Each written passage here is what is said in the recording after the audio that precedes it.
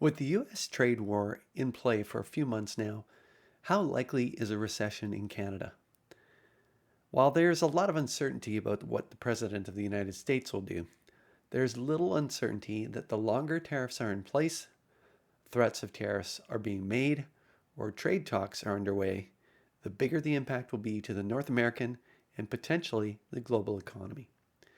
In fact, economists agree that economic growth was already slowing in Q1 2025 due to the threat of tariffs over those few months, as outlined by RBC's chief economist Francis Donald in their March 4th, 2025 article titled U.S. Tariffs on Canada Take Effect.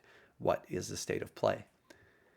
The Bank of Canada also does a great job of explaining how a recession would unfold due to tariffs in their January 2025 article titled Evaluating the Potential Impacts of U.S. Tariffs. The quick and simple explanation is that any tariffs implemented across a broad swath of products will result in increasing prices in most parts of the economy, which will ultimately be reflected in the prices of most products and services that consumers buy. See our April 23rd video and article titled Will Tariffs Silently Eat Your Profits?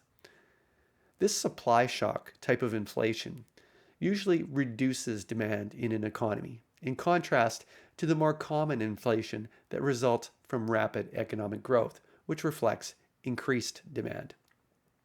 As well, ongoing uncertainty around tariffs and trade agreements are causing businesses to delay investment decisions. Both of these dynamics slow down the economy, reducing demand on average across the economy and increasing unemployment, which further reduces demand. Other factors like exchange rates and interest rates somewhat mitigate or exacerbate these effects. Note that both the Bank of Canada and RBC acknowledge that there is no precedent for the level and breadth of tariffs that have been implemented or are being considered. The last time there was anything resembling this was in the 1930s. Therefore, both the Bank of Canada and RBC acknowledge that their models may be significantly underestimating the magnitude of the economic downturn that could play out. As Jim Collins discovered in his research for the best-selling business book Good to Great, and I quote, "Productive change begins when you confront the brutal facts. Every good to great company embraced what we call the Stockdale paradox. You must maintain unwavering faith that you can and will prevail in the end, regardless of the difficulties, and at the same time, have the discipline to confront the most brutal facts of your current reality, whatever they might be." End quote. The brutal facts are that economic growth has already slowed, and while we don't know for sure what will happen, one very real possibility is a significant economic slowdown. So, how can a small to mid-sized prairie-based company CEO plan for a potential downturn when the level, breadth, and duration of the trade war is unknown and the extent of that downturn is highly unpredictable?